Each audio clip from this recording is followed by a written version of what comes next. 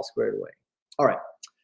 Now we go to section 7.4, which we spend a whole bunch of time in section 7.4. There's a lot of different content in there, and it's a really fun section. Today we're going to be talking about counting, permutations, and combinations. We start out talking about counting. Counting sounds pretty basic, but it'll get more involved, I promise. Mary has the following clothes in her closet. Shirts, she has red and orange. Pants, she has white, black, and gray. How many different outfits can she make? Sounds like kind of a big question, but we can just start listing this out. She could put the red shirt with the white pants, the red shirt with the black pants, and the red shirt with the gray pants. Now we're assuming everything goes together. We don't want Mary to look foolish. And then, we could also put the orange shirt with the white pants. We could put the orange shirt with the black pants and the orange shirt with the gray pants. And that's it. I've done every possible pairing of shirts with pants. So it looks like she can make 6 outfits. And we just listed them out. 6 total outfits just by listing them. Of course, what if she had 7 shirt colors and 5 pant colors? I don't want to list that out. Red, orange, yellow, green, blue, indigo, violet, red, orange, yellow, green. No. In the last problem, she had 2 choices for shirts and 3 choices for pants. And how many outfits did we found? We found 6. What do you think the shortcut is? It's the one that you're thinking. She had 2 shirts and 3 pants. We came up with 6 outfits. What's the shortcut?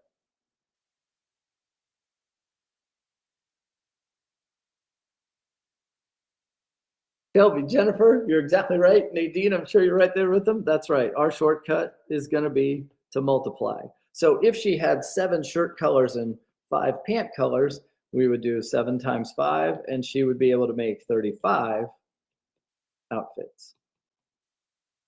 Our shortcut is to multiply. What that brings us to, fundamental principle of counting, and it's right here. Find the number of choices for each stage in the problem, and then multiply the number of choices together. That's what we did with Mary. Each stage in the problem for Mary, stage 1 was how many shirts does she have, and stage 2 was how many pants does she have, and we multiplied those together. So that's what the fundamental principle of counting is. If we want to figure out how many possibilities there are, find out how many possibilities there are for each stage, and then multiply those together. For example, a code for a garage door consists of 4 digits. How many of these codes are possible? Little overwhelming at first. For this, I'm keeping in mind I'm after each stage in the problem. So I've got the first digit, the second digit, the third digit, and the 4th digit. So I've got this number pad in front of me, and I could type in, well, your first instinct might be, well, how many different things are possible for that first digit? Let me know. How many things are possible for that first digit? For that first digit in that garage code, how many different possibilities are there?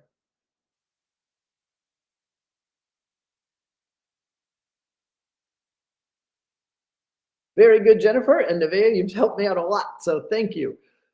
We kind of go, well, 1 through 9. So there's 9 possibilities. Wait a minute, there's also a 0.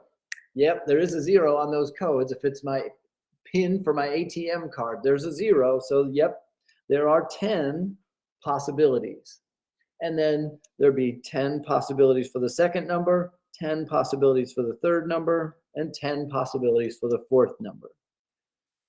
What the fundamental principle of counting says is find the number of choices for each stage and then multiply those together. So we'll multiply these together, and we'll have 10 times 10 times 10 times 10, and that's 10,000. That seems like a lot of different garage codes. 10,000? There will be times in this section that you get answers to problems that feel like, wow, that's a big number. Can that really be right? If you want to convince yourself, you can start listing them out and you'll get convinced pretty quickly. For this one, it's nice to list them out. We could have 0001, 0002. I won't do them all, I promise. All the way to 9,999. And if you're looking at that, thinking, well, wait a minute, you started at 1, you went to 9999. That's not 10,000. That's only 9,999. Oh, yeah, we didn't include this one. There's the 10,000 one, all zeros. So sure enough, there are 10,000 different codes possible. And we got that by using the fundamental principle of counting. Find the number of choices for each stage in the problem, multiply them together. I'm going to have you try this one. A license plate contains one number, 2 letters, and 1 number. How many of these license plates are possible? Before I set up the poll for this, I'm going to give you a little bit of a sort of a push in the right direction. This license plate is a number, letter, letter, number, because that's what I was told. 1 number, 2 letters, and 1 number. Also, in our alphabet, there are 26 letters. With that in mind, I'll set up a poll for this one.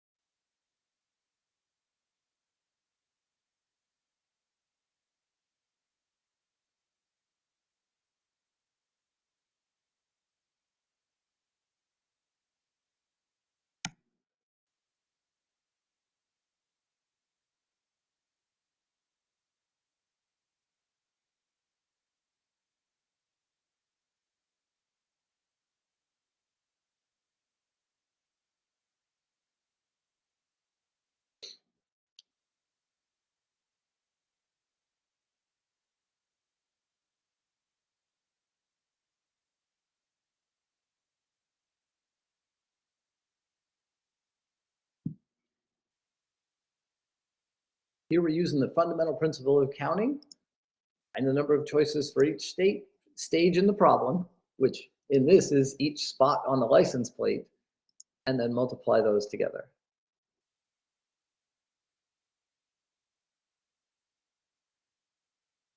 We'll go another 15 seconds and then talk about it. Let me know if you need more time, and if you get one that isn't on the list, you just pick the one closest to yours, and then when we go through it, you make sure you ask about it.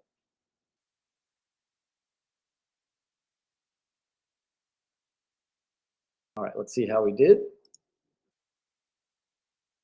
Unanimous. That's always a good sign. Okay, so let's take a look here. We've got the first position is a number, so we have 10 possibilities there. The instinct might be to put 9, but remember, 0 can go on a license plate. That's okay. 26 letters to pick from, 26 letters to pick from, 10 numbers to pick from, and then we multiply all those together. And we have 10 times 26 times 26 times 10, 67,600. Would have to be a pretty small place to only have 67,600 possible license plates, or at least not very many cars on the road. But that's how many there would be if we had a structure set up that way. One thing I do want to say about license plate questions, I like them very much, and there's a little bit of variability in here, because a question could say, you know, you can't use the letter I and you can't use the letter O because they look like numbers, and then ask the exact same question. Well, if a question did that, then instead of 26 letters to pick from, you just start out with 24, because you can't use O and you can't use I. But everything else behaves the same. But it's kind of nice to have a little variability in license plate questions, and that's one way to do it. Here's another way. A license plate consists of 1 number, 2 letters, and 1 number. Same as before.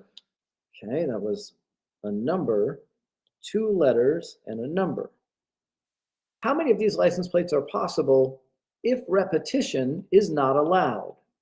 That's the new part of this one. If repetition is not allowed. What that means is, once you've used a number, you can't use it again. And once you've used a letter, you can't use it again. This can feel a little overwhelming at first, but I promise you, the way that it happens to work out is fantastic. Not nearly as complex as you might think. So I'm going into this license plate and I'm looking at that first spot, and there's a number. I have 10 to pick from. And then I need a letter. I have 26 to pick from. And now I get here and I've got this letter. The key here is I don't have 26 to pick from anymore. I don't know what letter got used right here, but I know that I used one of them. Given that I've used one letter and I can't use that letter again, how many possibilities do I have for this space right here?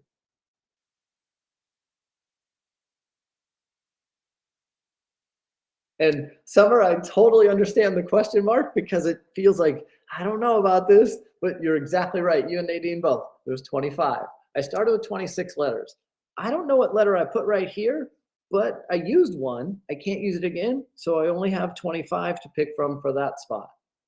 Using that same logic, how many numbers do I have to pick from for that spot there?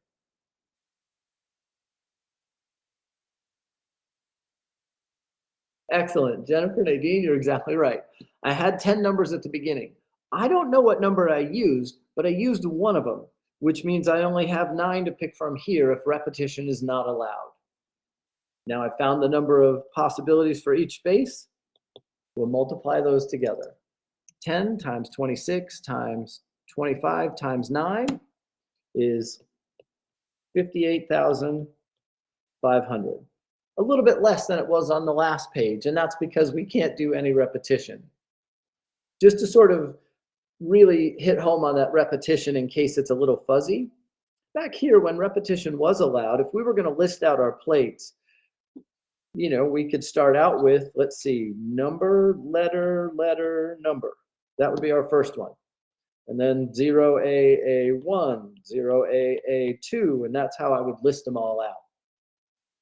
Repetition was allowed here, though. I started with a 0, I had a 0. I started with an A, I had another A. That was okay.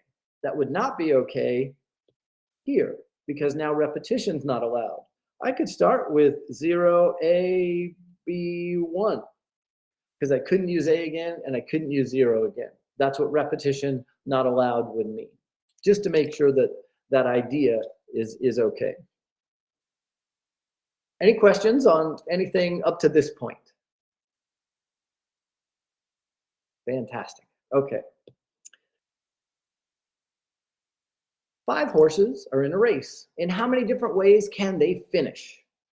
Well, 5 horses. So I've got first place, second place, third place, fourth place, fifth place. All right. So I'm going to need you to play along with me on this one. And if you don't get it right, it's okay. We're just talking here. So they take off and there's 5 horses running around the track. At this point, they're coming up on the finish line. How many of them could possibly win? And it's the obvious thought is the right one. 5 horses are out there on the track. We don't know anything about their past performances or anything like that. How many different horses could possibly win this race? They're all out there on the track. Yes, Jennifer. Oh, yeah, Jennifer, you're right. Summer and Nadine, I totally know what you mean. Only one horse is going to win. So I totally know what you mean. What I was after was the way Jennifer interpreted my question there. Any one of the 5 of them could win. So there's 5 different possibilities for finishing first. But I understand your answer. It makes perfect sense to me. And now you see where I'm coming from. Okay, one of the horses has crossed the finish line. The rest of them are still on the track. How many possibilities are there for finishing in second place?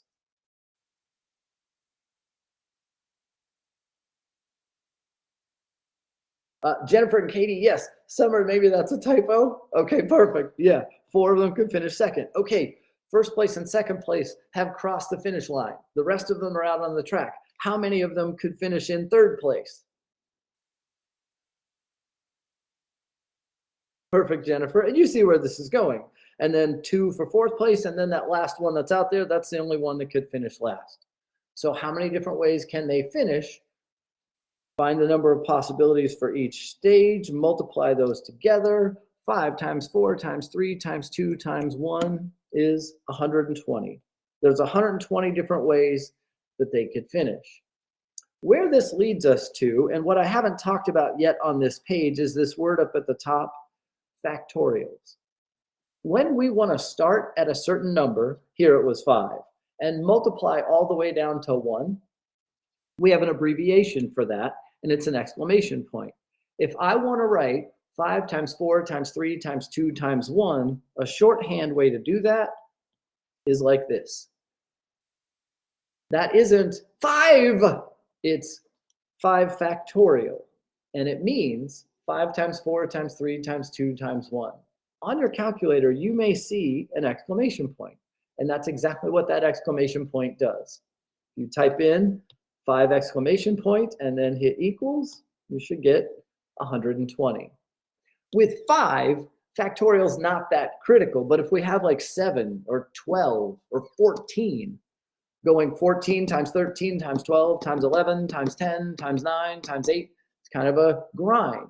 Instead, we can use a factorial as a way to abbreviate.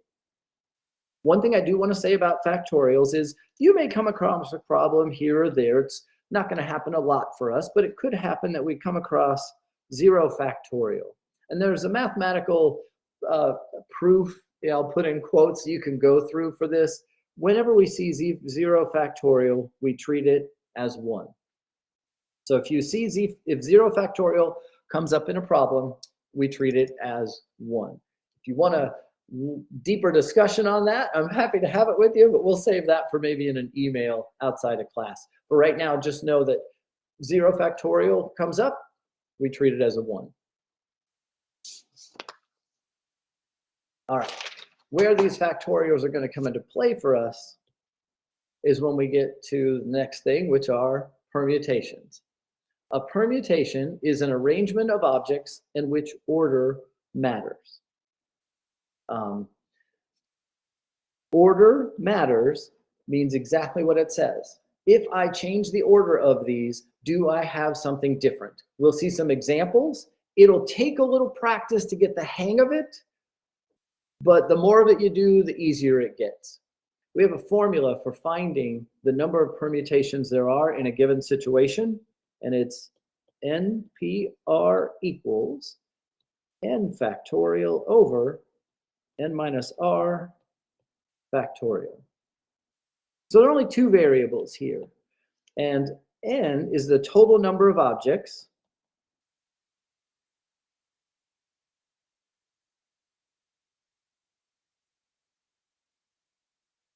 and r, I'm going to use something that's a little clumsy. After we do some examples, it'll make way more sense. For right now, it's going to feel a little clumsy, but it's the number of objects in use. It's the number we care about for this particular question. It's possible, it's likely that you have an NPR button on your calculator. You are free to use it. It's not cheating. Learning how to use that button is perfectly, that's a skill that you didn't have before that you may have after today. Don't feel like you're cheating if you use that button. I'm going to work out permutation questions using this formula right here. But there's absolutely nothing wrong with using this button on your calculator. And we'll talk about how to do that too. Okay. 5 horses are going to be in a race. In how many ways can you arrange 3 of them in a line for a photo? Now, you know, this page kind of gives away the ghost here by saying permutations at the top. But what I want to emphasize is we are going to arrange these horses in a line for a photo. So if I put horse A, B, C, and I rearrange the order, and now it's B, A, C, that's a different photo. The order that the horses are in, if I change that, I get a different photo. What that means is I have a situation where order matters. And if I have a situation where order matters, then I know I have a permutation. Once I know I have a permutation, I know that the formula I'm going to use to figure out the number of ways that I can arrange these horses, or 3 of them in a line for a photo, that's the formula I'm going to use right there, the permutation formula. Okay. So n, that's a total number of objects. Well, I have 5 horses, so n's going to be 5. But in this particular case, I'm only going to arrange 3 of them in a line for a photo. So those are the ones that are in use. Those are the ones that I care about in this particular problem, so that's going to be my R. So what I have here is 5P3. I've plugged 5 in for n, 3 in for r. The formal way to say this right here would be to say it is a permutation of 5 things taken 3 at a time. I'm not going to ask you to write that down ever, but a permutation of 5 things taken 3 at a time. You're perfectly fine saying 5p3. I'm going to plug this in and do it by hand. If you have an NPR button on your calculator, feel free to use it. You're going to put the 5 in, you're going to hit that button, you're going to put 3 in, and then you're going to hit equals or enter. I'm going to do it by hand. So I get 5 factorial over 5 minus 3 factorial. Doing this by hand, we're going to simplify what we have there on the bottom, and we'll have 5 factorial over 5 minus 3 is 2 factorial. You could find out what 5 factorial is, find out what 2 factorial is, and then divide. There's nothing wrong with that. That's the way that most students who do this by hand will go about this. 5 times 4 times 3 times 2 times 1. Or use your factorial button. That's 120 over 2 times 1 is 2. And there are 60 different ways that I can arrange them in a line for a photo. Doing this by hand doesn't take very long. Again, you might like your NPR button, and that's totally fine. I am going to show you a different way to finish this, though. After you get here, if you really like canceling numbers out, which I do, and sometimes this is going to be a much better way to go. 5 factorial. Remember what 5 factorial means. What 5 factorial means is 5 times 4 times 3 times 2 times 1. So I'm going to rewrite that. I'm going to write 5 times 4 times 3 times 2 times 1. Now I didn't write the 2 times 1. I wrote 2 times 1 this way. And the reason I did that is because I have a 2 factorial on the bottom. And by having that 2 factorial on the top and a 2 factorial on the bottom, those will cancel. And the only thing I have left is 5 times 4 times 3, which is also going to get me to 60.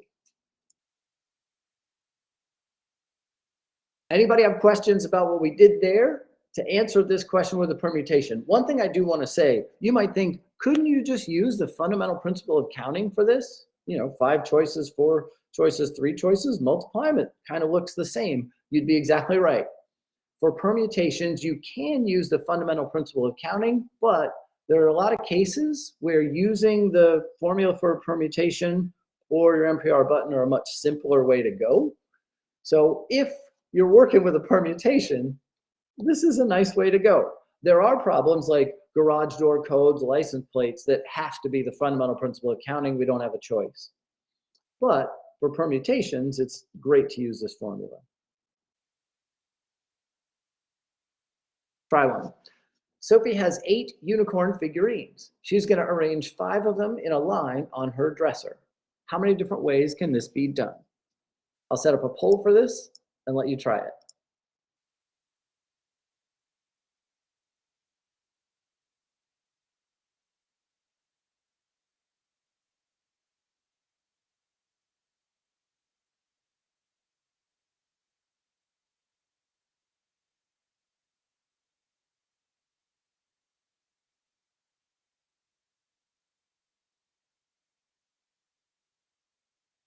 The thought process you're going through here is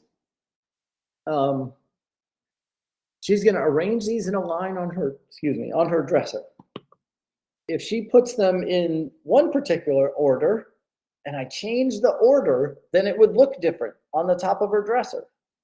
So if changing the order gives me a different situation, then order matters and I have a permutation. So I need to use the formula for a permutation here, or the NPR button, which what the NPR button does is it uses the formula for a permutation.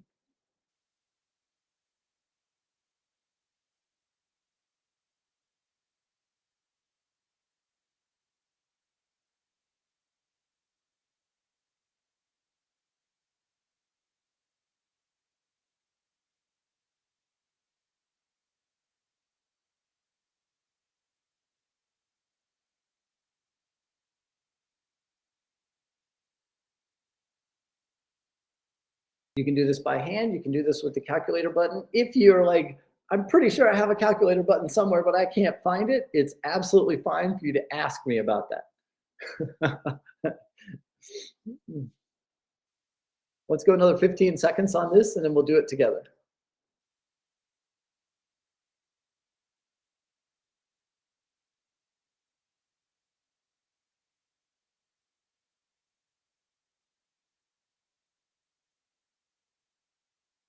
All right, let's see how we did here. Unanimous. Not everybody's in on this one, though, so I'm a little bit uncomfortable by that response. But as we walk through it, if you see something you're unsure of, let me know. Since we decided order matters, we're going to have a permutation, which means we're going to use the formula for a permutation here. And in this particular case, let's see, she has 8, and she's going to arrange 5 of them in a line. So there are 8 total objects, and we care about 5 of them in this problem. There's 5 in use. And so I have 8 factorial over 8 minus 5 factorial, or 8 factorial over 3 factorial. I'm going to rewrite this as, let's see, that's 8 times 7 times 6 times 5 times 4 times 3 factorial. I stop at 3 factorial because I have one of those on the bottom. These will cancel, and so now it's just 87654. 8 times 7 times 6 times 5 times 4, 6,720. And again, if you have your, oh, very good, Summer. I'm glad to hear that. And we're going a little faster today than normal because we're doing both 5-2 and 7-4. So, I apologize for that, but I think we're in pretty good shape to make it. But if questions do come up, or if you're a little bit behind on the polling, then it's okay. That's more of a circumstances issue than a content issue. To do this one, you would 8, your NPR button, 5, and then either equal or enter, and it should give you 6720.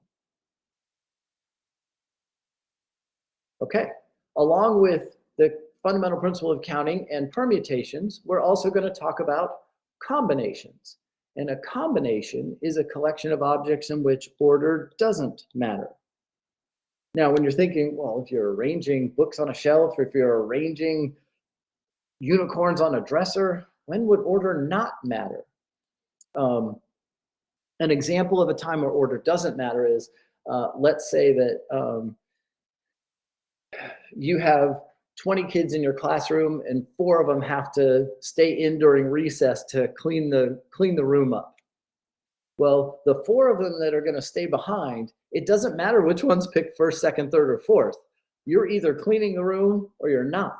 The order that you're picked in, being the first person chosen to clean the room, being the third person to clean the room, it doesn't matter. So in that case, order doesn't matter. When we have a situation that order doesn't matter, we have a combination, and the formula for that, NCR, is n factorial over r factorial times n minus r factorial. The formula is very similar to the one for permutations. N is still the total number of objects. R is still the number of objects in use. And the only thing that's changed over here in the formula is this r factorial out front. That's the only thing that's different about it. Wherever your NPR button is, it's a good chance you have an NCR button next to it or in the same area, and it works the same exact way. Let's look at an example of a combination. A student can pick 3 of 5 essay questions to answer. How many different ways can the student pick the questions? And we read this and we say, well, it doesn't matter which question they order first, second, or third. They're either going to answer the question or they're not. So what we have here is a situation where order doesn't matter. They're either going to answer the question or they're not. It doesn't matter what order they're in. Order doesn't matter, tells us we have a combination. And so we're going to use the combination formula.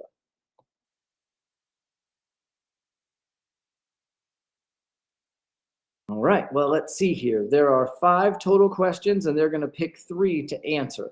So I have 5C3. Formal way of saying that would be a combination of 5 things taken 3 at a time. You're okay saying 5C3, or what's really common for mathematicians, students of mathematics to say is, for this one is 5 choose 3, is the way we might say that one. When we plug in, we have 5 factorial over 3 factorial, 5 minus 3 factorial. So we'll simplify the bottom down there. We'll have 3 factorial here and 2 factorial here. Word of warning, do not multiply these together and call it 6 factorial. Do not do that. Because 6 factorial means 6 times 5 times 4. There's no 6, there's no 5, so we absolutely don't do that. Instead, what we're going to do here to finish this up by hand is I'm going to rewrite that 5 factorial on the top as 5 times 4 times 3 factorial. And I stop at 3 factorial because that's the larger of these two numbers. I want to write down as little as possible. So this 3 factorial down here is going to cancel with the one in the numerator. The other one, the 2 factorial, I'm just going to write that out as 2 times 1. And now what I've got is these cancel, and I'll have 5 times 4 is 20, over 2 times 1 is 2. And so my answer here, how many different ways can they pick these questions, is 10. If you're using your calculator and you use your NCR button, 5 NCR3 could also give you 10.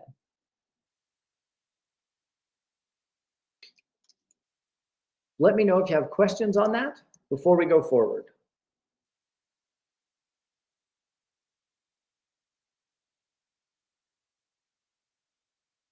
Okay. Similar to that, but a little bit different, and I'm not going to make a poll for this one, we'll just do it together. A student can pick 3 of 5 essay questions to answer, but question 1 must be answered. How many different ways can they pick the questions? So here, they can pick 3 of 5 to answer. So, it doesn't matter what order they're in. Order doesn't matter. I have a combination, but they have this condition on here, but question 1 must be answered. So whatever teacher created this exam, you've got to answer number 1. If you have to answer number 1, then that means really you are choosing 2 of the other 4 essay questions. So, okay, so I have to answer question 1. If I'm doing 3 out of 5 altogether, what you're really telling me here then is I'm not picking 3 out of 5. What I'm doing is I have to do number 1, and then of the 4 questions that remain, I get to pick 2 of those. So this turns into 4 choose 2. Kind of look like 5 choose 3 at the beginning, but since I have to do number 1, it's really just 4 choose 2. And that'll be 4 factorial over 2 factorial, 4 minus 2 factorial, which is 4 factorial over 2 factorial, 2 factorial. If you see something that's uncomfortable or confusing, you let me know. If you're thinking, I'm going to use that NCR button, so if you want to do it by hand, you go right ahead. I'll just make sure my answer matches. That's perfectly fine. All right, so we've got 4 times 3 times 2 factorial. That's going to cancel one of my 2 factorials, and the other one I'm just going to write down. At this point, my 2 factorial on the top and 2 factorial on the bottom cancel. On the top, I have 4 times 3. On the bottom, I have 2 times 1. And so now there are 6 ways that the student can pick the questions. Because in this particular case, they didn't have the option on number 1. They had to answer number 1. And then of the remaining 4 questions, they got to choose 2. And so it became 4 choose 2. All right, I'm going to let you try one. Malcolm is going on a trip and will choose 4 of his 11 t-shirts to bring with him. How many ways can he choose the shirts? First thing that I want to mention here is he's got his 11 shirts. It doesn't matter which one's picked first or second or third. A shirt is either coming with him on the trip or it's not. The order doesn't matter.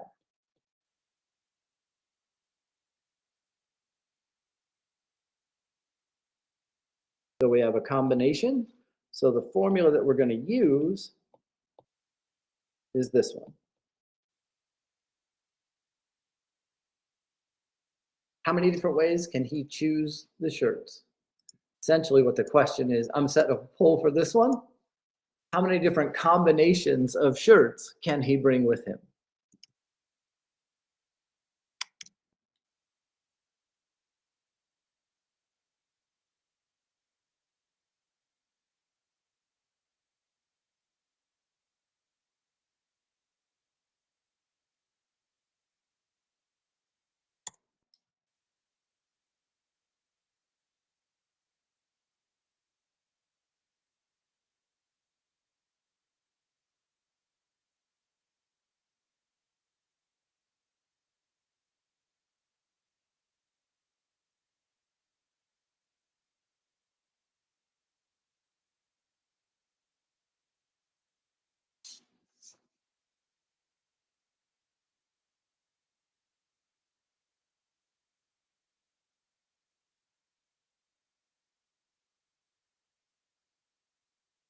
Because the numbers are a little bit bigger in here, if you're doing this one by hand, it might take a little bit longer. We'll do it together.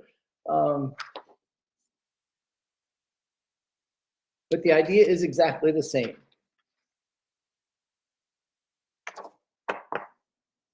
We'll go another 20 seconds on this and then talk about it together.